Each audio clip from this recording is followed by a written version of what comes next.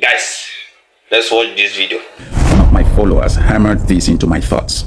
He's tagged in the video if you want to know him. This is a perfect example of you can't eat your cake and have it. If the church told you to store up your treasures in heaven, don't chase the things of the world.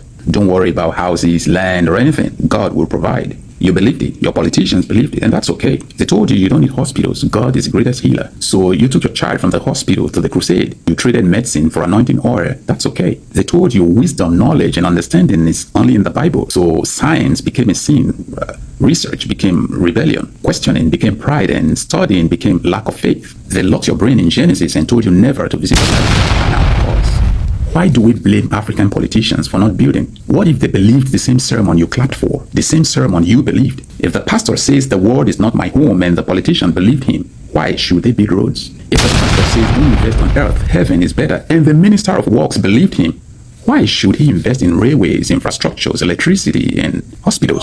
If the pastor says Jesus is the light and the minister of power believed him, why do you blame the minister for not providing electricity? If the doctrine is don't love the world, why do you blame your politicians for not developing the world? They fed you a gospel of escape. You believed gospel of escape. Now you're blaming your politicians for escaping responsibilities. You can't preach this world will pass away and then turn around and expect your politicians to plan 50 years infrastructure. You can't tell people earth is nothing, turn around and cry when the earth looks like nothing.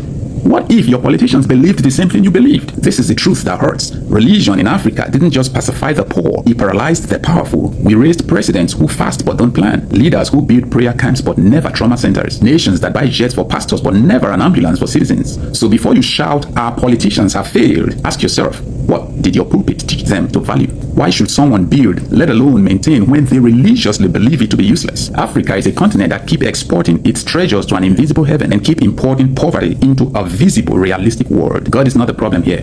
Weaponized religion is. Learn on earth, build on earth, think on earth.